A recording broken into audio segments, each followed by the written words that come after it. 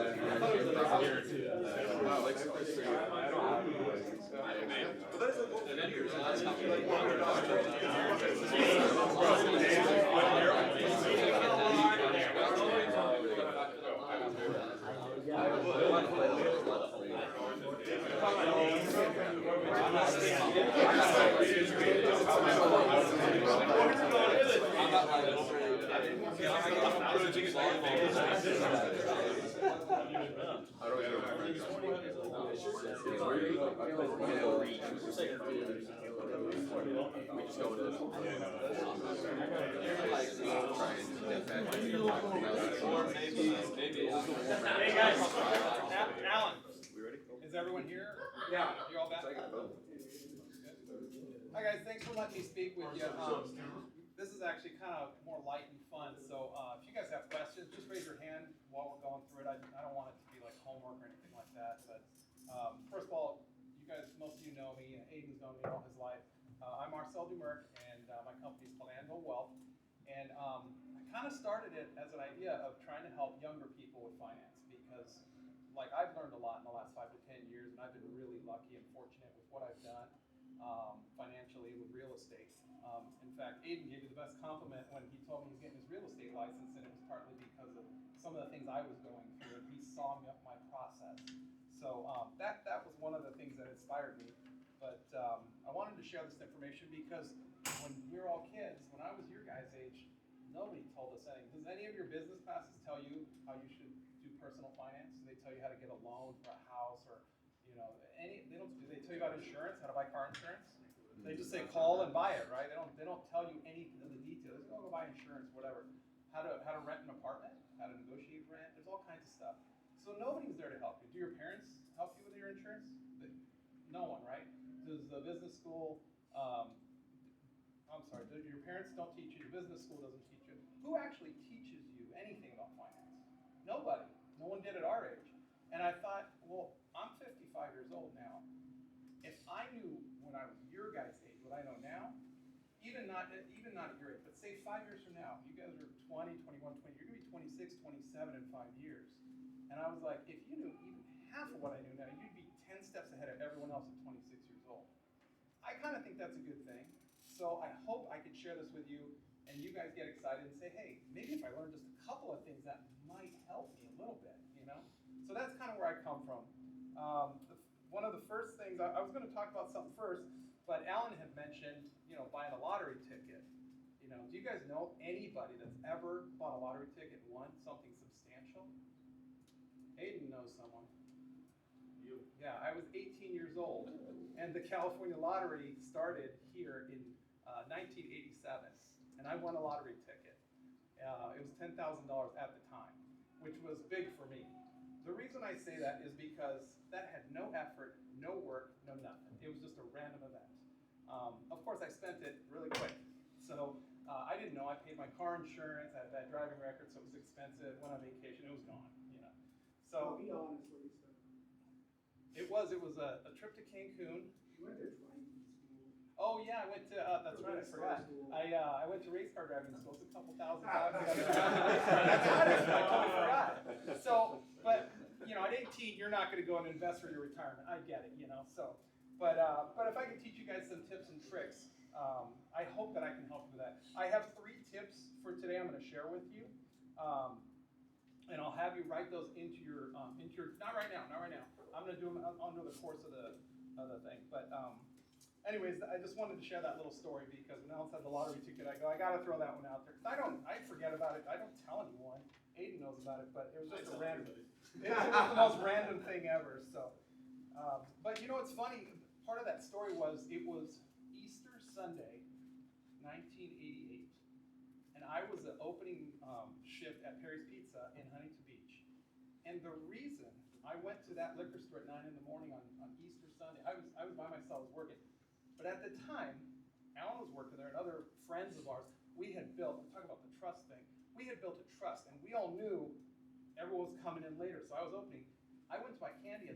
store for my friends and coworkers, because we had that kind of relationship, what Alan's trying to get with you guys.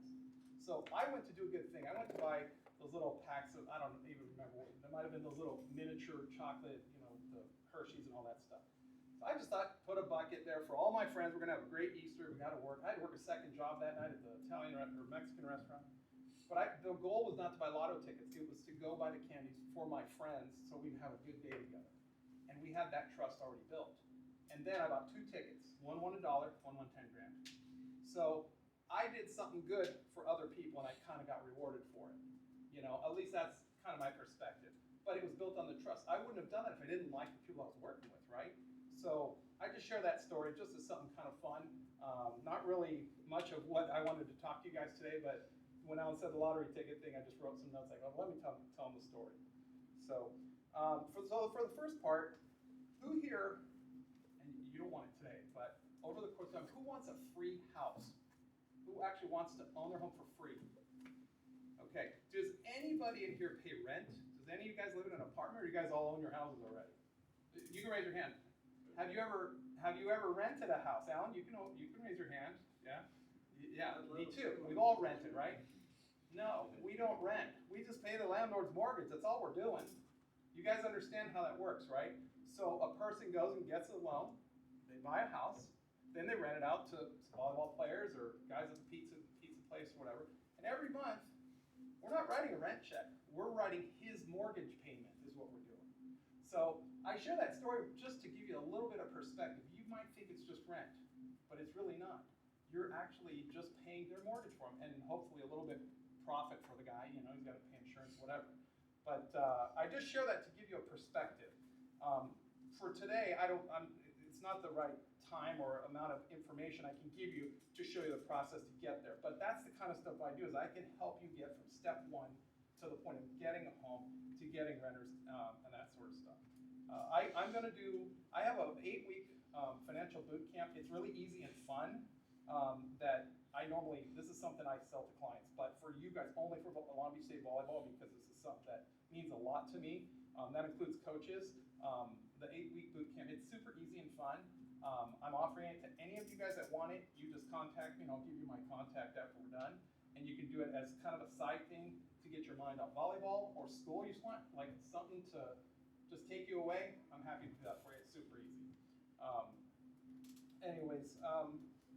The second one, I thought about, when Alan played here a long time ago, I was a roommate with him, and I asked him, because I remember he was doing the videos on the video cassettes, and he said that all they did was have videos of Long Beach Stadium practice, and then of the matches, just raw footage. And I was like, yeah, I don't remember much game planning or scouting. They might have said, they're going to run a lot of Ds in this row, or he's going to hit wrist away. That was about the extent of it at the time. I share that with you because I know I've seen your guys' game plans. Your plans now are amazingly technical, and you guys are way smarter, way ahead of what they knew at that time. Of course, the game is more complex. But isn't that how the financial world is now, too? Isn't the financial world super complex? And you got to have all this knowledge and technical and support staff and people that know what they're doing on your side, right? So that's why people usually don't buy houses or don't buy rental properties or whatever, is because they don't know all this stuff. That's where I'm the resource. That's where I want to share with you and teach you how to do this stuff. When it comes to finances, it is a game, just so you guys know. The trick is to get the info and learn how to play the game better than other people. So I use examples. Sometimes I like to use examples for I don't know, gambling is not probably something they talk about with the NCAA, but it's more about games of chance, not so much the money part. But I'm going to share the story from when I was in Baltimore a couple years ago. My wife's a travel nurse, and she got a job at University of Maryland in Baltimore. Pretty rough neighborhood. But we went there for 3 months on a contract. And there was a Horseshoe Casino, which I don't even know who owns it, but they were about a mile from the football stadium where the Ravens play. So we went there. We're playing a poker. Does anyone here play poker, or at least watch, poker on TV? You guys see that, right? So you guys know what pocket pairs are, right? Do you know what that is? That's generally a good hand. So what if you have pocket pairs that are face cards? That's good, right? You're probably most likely going to win unless something weird happens, right? Full someone gets a full house or something. So we're playing this game, and we weren't betting much. We were just playing. There was a lady sitting next to my wife, and I had taught her the odds. Like, you get a strong hand, you bet strong. You bet the 4 times on the back, and I think it was a $10 bet. And the gal, she's like, it's pocket queens. It's like basically a no-brainer. Like, you don't get much better than that. And she didn't bet right away. She said, oh, I'm gonna wait. I'm like, what the hell are you waiting for? She says, I don't like queens. I'm like, no, you mean you don't like winning money? What do you mean you don't like winning? The card doesn't hate you like, what does the card care, right? It's just a card. I don't like queens. And she was adamant about it. And so she waited and didn't bet the 4 back there. So she waits, and there's the flop, you see the 3, and she still had a good hand. And then you could bet 2 times the bet. Didn't bet it again. I don't like queens. I don't like queens. Okay. Then she bets the final bet because you either fold and you lose or you play. She bets the 10 and easily wins her hand.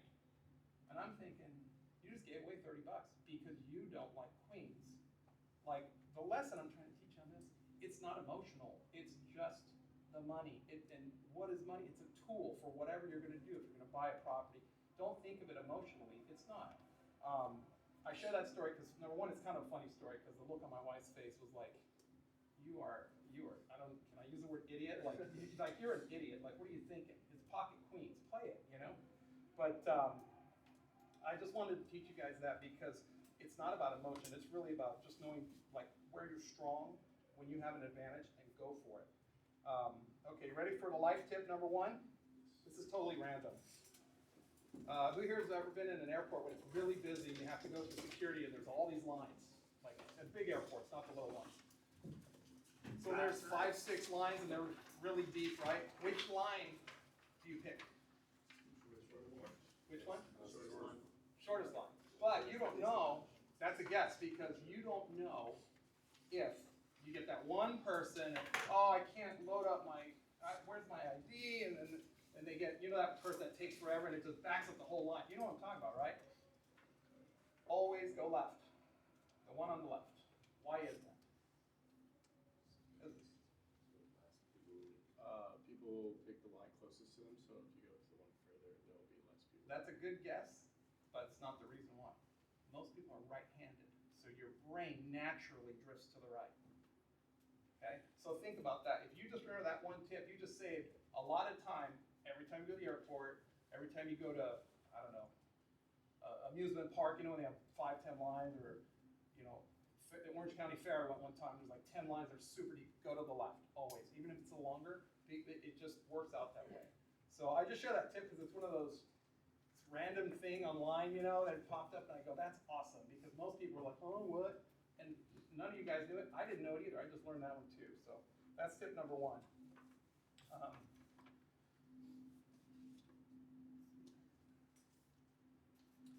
Here's another one. Who here wants to be poor? As you get older, do you want to be poor? Anyone?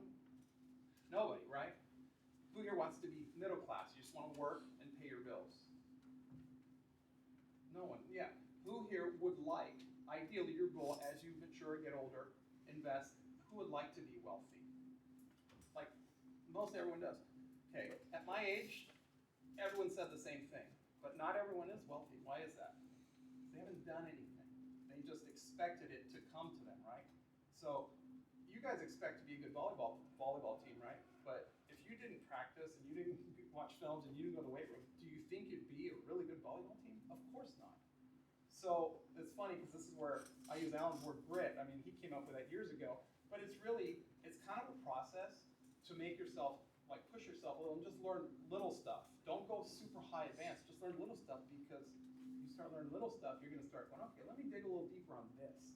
And then that's kind of where your growth comes. I want that stuff to be fun for you. You know, like I said, on this boot camp thing, you guys contact me. It's like, literally, I've just set it up as little modules. They're 1 page, a few questions, and then make you find a couple articles on certain things just to get your mind thinking, and then report back to me, and then we can discuss it. So I don't want it to be homework. I want it to be like kind of a fun thing for you guys, you know?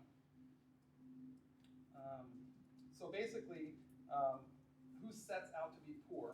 Nobody does. Nobody goes, I don't want to make my bills. I want to get sick and lose my house. You know, nobody sets out to be poor. But what do poor people fail to do is they don't plan. So this is something you guys gotta think of. I know a lot of you guys are not working, you're on scholarship and you have other commitments, but eventually, like Simon, you're gonna graduate, you're gonna get a job at some point, and you were talking about, you don't know what's gonna happen after volleyball. Ideally, you're gonna get a contract and make good money, but you also wanna invest it or find ways for that to work for you too. So you're gonna have to come up with a plan for yourself as that comes down. Are you gonna wait until the day you get your first paycheck to plan? Or maybe, why don't you start working now, so when it comes, you're like, oh, I know exactly what I'm gonna do with it, right? You'll be 2 steps ahead of everyone else. That's the kind of stuff I wanna encourage you guys with. The middle class people, what they do is they plan, and this is me, by the way. I was middle class for a long, long time, till about 5 years ago. They plan to spend. So you get your paycheck, and then, oh, I gotta write for the car payment, house payment, supermarket, insurance, and that's it. And then next month comes around, same thing, right? And then what do the wealthy do? They plan how they're gonna invest their money. So they know how to spend it, but plan how to invest. And it's just, you could do it really small. You can do $5 a month in any mutual fund. It's so easy now, everything's online, it's like click, click, transfer. So you guys know what like Robinhood is, you've heard of the different apps like Robinhood and all that kind of stuff. And then people say, well, why do you want to be wealthy? I've had coworkers say, no one should be a billionaire. Well, that's a philosophical thing that a lot of people could say yes or no, and we can all agree or disagree on that. But I feel like you should always try and do what you want to do. If the person's goal is to be a billionaire, I don't want to hold them back. Just because this person didn't want to be a billionaire, why would you hold someone else back from doing their own? I feel that creating wealth gives you the freedom to choose your path. And that's the most important thing. It's not about the fancy car or, having a boat or anything like that. If you're working at a job and you're just making it month to month, you can't just quit your job and, move to Germany or Spain or Argentina. You can't do those things because you just have your job. And then you have family and then you're stuck. With me, I always think of wealth as creating freedom. Freedom to choose, freedom to move, freedom to grow. That's the other thing. Sometimes you're working so hard, you don't have time to, we're talking about some of these books on leadership and team building and stuff. I know people, they don't read anything that are my age because they're too busy, they have too much going on. So I encourage you guys to do that stuff just for yourselves, not for anyone else, All right, you ready for tip number 2? Check your credit once a month until you die. How many of you check your credit regularly? Probably, do you guys really? That's awesome. That's the best thing you can do. And monitor it and make sure no one's, taking your numbers and all that stuff. If you get in the habit of doing that, then you're always monitoring your things that are gonna affect you later on. And anything you do with real estate, you're gonna have good credit down the road. So if it's not good, make sure you get on the path. And there's a lot of stuff I can teach on that stuff. Again, not really in this venue, but I will teach you guys that stuff down the road. Marcel? Yeah. I thought you could only check once a year. Well, no, go on like Credit Some Karma. reports. You can do the free ones. They're not exact. You know what Credit Karma is, right? It's free, but they're not exact. They're not exactly the same scoring models. But at least it'll give you kind of a heads up of where you are. You can do a free one. You're right. You can do a free check on I think it's FICO, or each of the 3: TransUnion, Equifax, and I forgot what the other one was. What is it? Experian, that's it, yeah.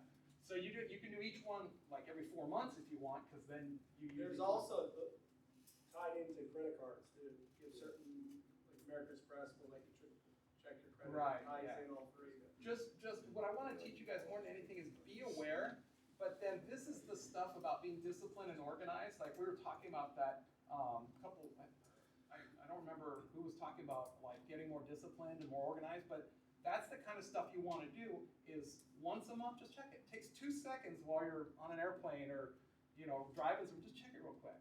Just make sure it's maybe going up or staying the same. It's not going down, What are we striving for, Marcel? What's that? What are we striving for from a credit standpoint? You mean number-wise? Yeah.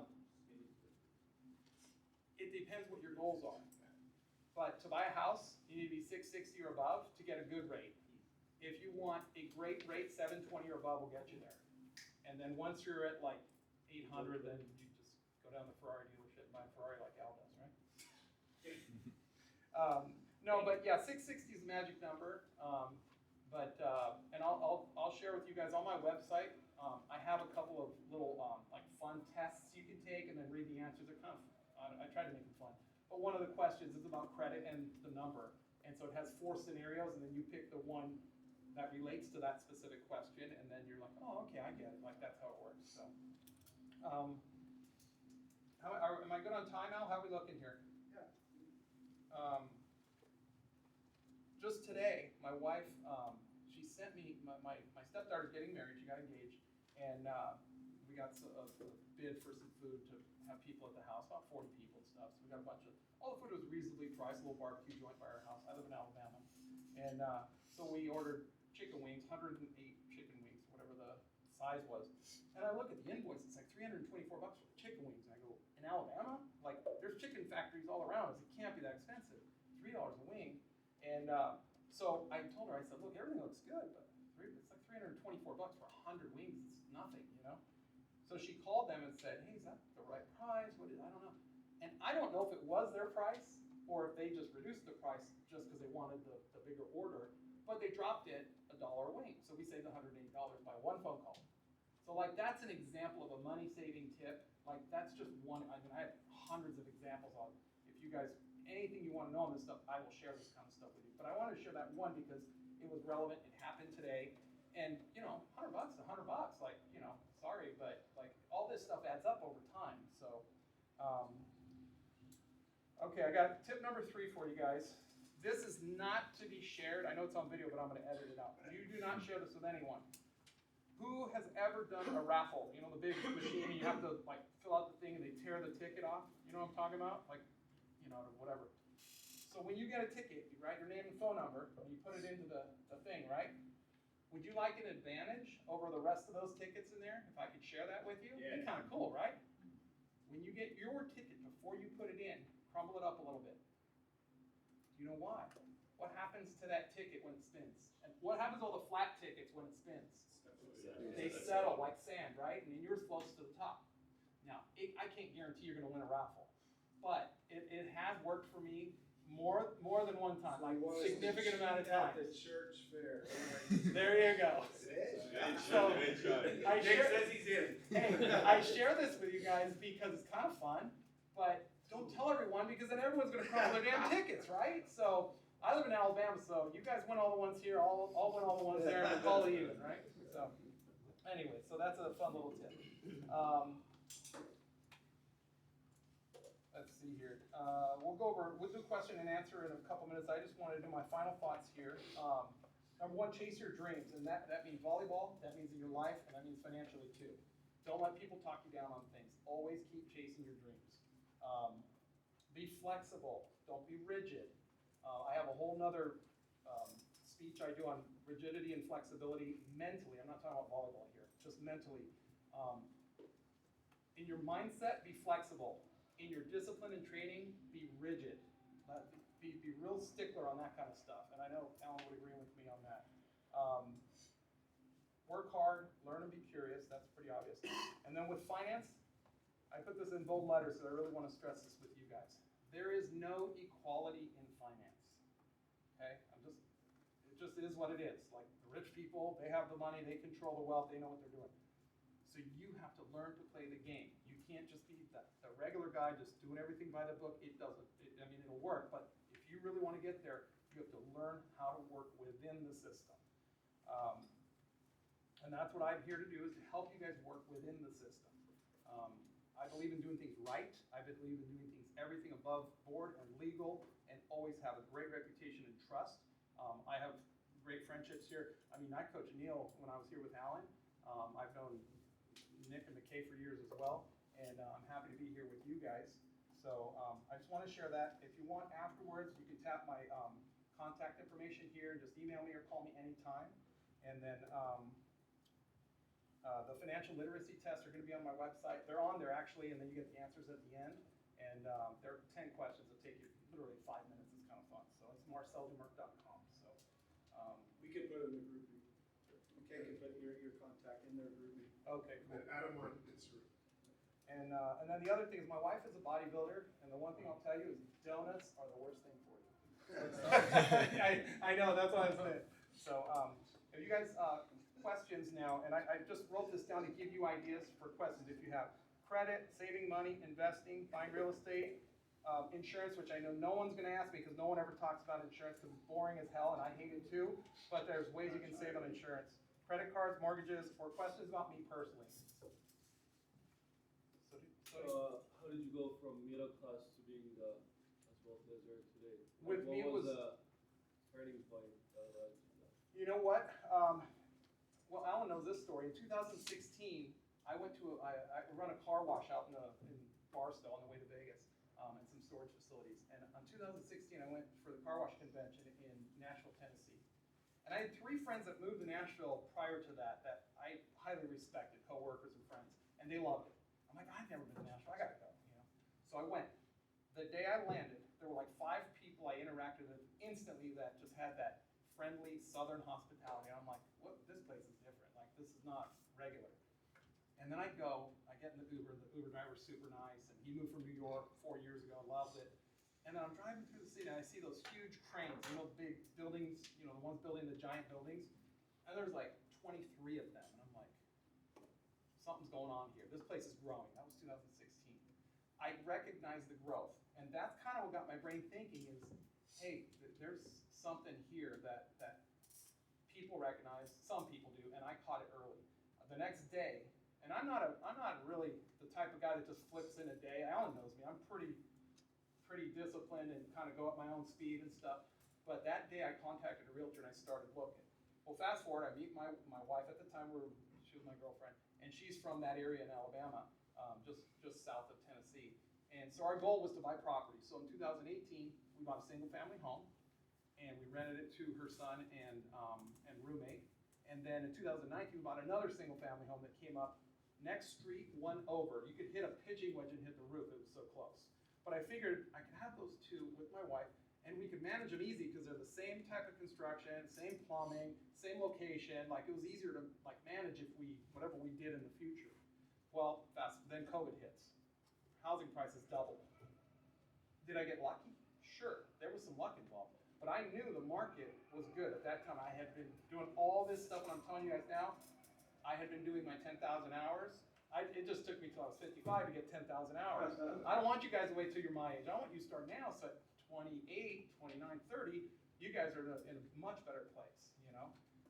But that's what helped me. And then there were other real estate decisions we made in the last couple of years, but it's kind of too long for now. But if you want to email me or call me anytime, I can tell you more about the details. Did you get a loan for those 2 houses? I did, yes. And that's another one. This is kind of long answer for it, so if you want to call me or email or text, I can tell you. But basically, we got FHA loans.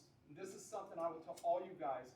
If your parents have the financial and the credit and the work history to help you get a loan, there's an FHA program called a Kitty Condo. You can write this down. It's a nickname. It's called Kitty Condo, where they can help you with only 3.5% down instead of the 20% down, and it goes in both your names. As long as it's a blood relative, you get that loan, and then you can refi out of it. That's what we did after a couple of years back in the Army.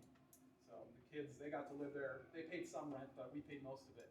But it was it was a life changer for us, just so you know. And I've told your dad to get one for you too. I got thanks. Alan's like, thanks, Sam. No, it's really good for creating generational wealth because it helps everyone at the time. And you're not paying rent. You're paying your own mortgage instead of someone else's mortgage. But I can give you more information on it. I have some other stuff that I think are pretty exciting and cool, different deals, a commercial building, but it's too long for today. But I'll share that with you if you want. And also like something more general because I'm not gonna live in the US. Yeah. Well, I don't know in Europe. I don't know how they get loans. I don't know the credit standards in the banks. I don't know their system there. What I would say is be disciplined and be organized and have all your paperwork, whatever they require, be it your bank statements or tax returns, all the paperwork, the stuff that nobody likes to do, right? We all hate that stuff. Get that stuff, have it where you can access it on a computer on your phone quickly so that when you're ready to buy something, you can react quickly to the real estate agent. Again, I don't know the system, but the loan officer, you want to have your stuff quick. Because the people that are unorganized, The other guy's gonna come in here, I got all my stuff, boom, approved by, see ya. You know, so it's all about like quickness and preparation. But again, I'm willing to help you, but it's just kind of too long for this, but you can call me or text me and I'm more than happy to share that with you guys. Well, you can have assets in different countries too. Well, that's the other thing too. You don't have to live here to own property. Questions?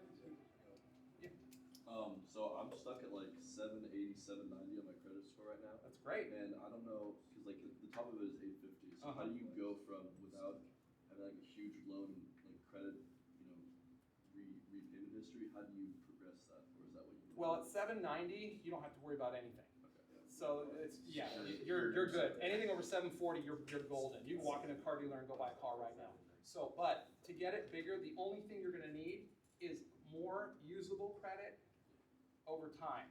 Don't just get 5 credit cards in one day. Get one and use a little a year later. So unfortunately, it's just youth. It just takes time. I'm older, so I have X amount of years with X amount of home loans, credit cards, car loans, things that have always been paid, and so it's got, it's up there for that reason. So, yeah. Oh. So, like, you obviously built like all your most of your wealth through real estate. So, like, even if you get this like kitty condo loan, you have to pay 3.5% down. Right. Like, houses now are what, 500,000? So that's like $17,500. Like, how are you? You need startup money still, no? Correct. You're still going to need a down payment. So you guys may not be financially. I don't know if if you work or your parents would have to help you with that. Right. But you got to remember, eventually your property is going to appreciate ideally. So yeah, you're right. You will have to have some down money. You can't go in at 100%. That's what happened in 2008 with the housing crunch. There was 100% mortgages, and then the crash hit, so the house was worth less than what the loan was, and people were screwed. And then Connor. So, would you consider a good place to like put your savings so you can get interest on that? What do you think a good spot to put savings money? It all depends on everyone's situation. There's not like a blanket statement. What I would say is like your first $1,000, just put it in a regular bank that's a bigger bank, not a little tiny one, that has a good, right now their interest rates are good because of all the Federal Reserve, you guys probably hear that stuff. So get 4 or 5%, whatever, 3% for now. That's up to 1,000. Once you're in the 1,000 to 10,000, you want to probably get like either a no-load mutual fund, something small. Don't try and trade stocks because you won't. I mean, even I lose money on stocks now, so nobody really knows the stock market. So after about 10,000, then you want to get into more sophisticated investments, or that's when you start looking at a down payment on some kind of rental property. But to get to your question, you're right about the houses in California. Even if you find 500,000, you can find it. But that was one of the reasons I went to Tennessee, and I bought real estate in Alabama too. Last December, I saw a house. This is another story, if you guys are okay with me sharing. There was this little, for lack of a better word, a crappy 1-bedroom house with 1 bathroom, 600 square feet in the little town we're in. It was $40,000. So me and a buddy, we made an LLC, put $5 grand down, and we own this house with a renter in it, and they're paying my rent for me. Wow. That's like $40,000. Come on, $5 grand each. Like, work a couple summer camps all summer, you got your down payment, you're good to go. You know what I mean? Like, it can happen. It's hard, but, that's just an example. Right. So, like, obviously moving to where houses are cheaper is going to help you get in the door, but is it not also possible, like, if you bought, like, a duplex or, like, a triplex, that you can do 2% down on, like, a one-time loan? Because, like, the government, as long as you I'm live sure there are programs out there. I would encourage you to look, or I can help you with that stuff. I don't know off the top of my head, because I'm not a mortgage broker, but I am licensed in real estate in California and Tennessee, so I could look that up for you. But usually a quick Google search will tell you what loan programs. But yeah, they're and I encourage you to do those programs that get you in, and they're good to go. Yep. Like you said, check through your credit score once a month. Do you have anything like any routine like checks that you do, or like what are some like routines that you have that have kept you like just financially dialed over the years? Well, I'm kind of boring and anal, to be honest, and I like spreadsheets. That shows you how boring I am. Like, you say that word, you're just a dork. Yeah, I am. My wife says it all the time. But I have a spreadsheet, and I just check it real quick every morning, and I go through each expense real quick, and each house valuation or property valuation. Yeah. It takes 5 minutes for me, but it's kind of like I get my coffee, and that's kind of like my routine. We talk about getting organized. It's a short little routine. Boom, coffee, check the spreadsheet, check the bank account. Okay, we're good. Then I go do the next step. What are your thoughts on high yield savings accounts versus like normal savings accounts in the bank? I would do it right now, yeah, because interest rates are good. Yeah, because you're gonna get more. The trick is don't get stuck in like a CD or something where you can't pull your money out, because they lock you in and then they either, there's a penalty to withdraw, or they don't give you all the interest. So, at your guys' age, you want some flexibility. CDs are, no offense, but they're for advanced aged people, because they have a lot of money and they just don't wanna risk it. With you guys, you wanna get some return, but be able to maneuver. If you see an opportunity, you're like, hey, we can get in on this house or this duplex or triplex, you know, you wanna be flexible, so don't lock it in, that's just my recommendation. Hey, So I have like 3,500 in the Roth right now. Should I stop investing in that? it's a mixed bag, it's a yes and no. My personal feeling, I haven't put into my Roth or my regular IRA in about 7 years, because I realized it's locked in there and I can't do anything. Now, there's ways to finance houses with Roths, there's things you can do, but in my case, flexibility was more important. And so, you know, it's kind of 6 one, half dozen the other, but there are benefits to funding your Roth at a young age. Yeah, over time it's gonna grow, but I've also, my real estate has grown way faster than the stock market. I'd like to be honest, it is what it is. What age should you get a credit card? That's not an age thing, and I don't want to recommend credit cards per se. So at 18 you could do it, but you want to make sure you have income coming in, like regular income, because if you spend on it and you can't pay it, you miss a payment 30 days late, you are screwed. And it's 7 years before it clears off your record. So until you have income, I highly recommend don't getting a credit card. You know, you're better off just pushing it back till you have a regular paycheck and then work your way into it. So, and I have, just so you guys know, when I was younger, I made mistakes with credit cards. I didn't go bankrupt, but I have missed payments when I was younger, and that put me behind the 8 ball. So I highly encourage you guys not to do that. So are we good on time still, Al? Yep, okay.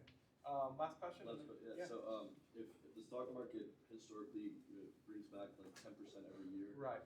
And you were saying that you kind of lose money on stocks, would you say stay out of the stock market because it's more volatile and go to something like real estate where it's, I guess, more secure? Or do you think it is a mixed bag? Everyone's gonna tell you something different. I think you could do it both ways. It kind of depends on your tolerance for risk and stuff. My personal experience, real estate's been better to me.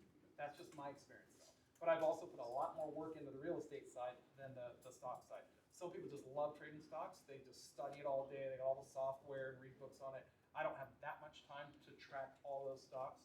Real estate's a little easier for me. It gives me the flexibility to fly out here, get to talk to you guys and do different things. And so it's a personal thing. They both can win, but I think real estate's easier. Easier in the sense it's not, you have a better chance to win. Let's put it that way. Okay? What do you guys say? Thank you. We're all in. Huh? All your Yeah, email that's you. one We're thing I all was- in. One thing I was gonna say is, so Marcel's gonna be doing the boot camp, we're gonna put together for you guys. But if any of you guys wanna just get on a Zoom with him and I together, we're creating a lot of content for him. Just call him up, message him, and then if you wanna do a one-on-one Zoom, he'll spend as much time with you, we'll record it. And we're gonna be using that content for social media and TikTok and all that stuff. So it'd be really cool, like all these really good questions you guys have, use him and I as a resource to then help you guys and help him create content, which would be fun. Yeah, I'm happy to help you. You guys can call, text. I mean, Clark, Aiden, you guys know. Just call me or text me. I don't care. Like, I respond almost all the time pretty quick. Like, unless I have a bad signal out in the country or something, I'm usually pretty quick to respond to all you guys. So. All right. Great Thanks, you guys. resources. Yeah, thank Follow you. these guys on social media, and we'll put the contact information in the group link.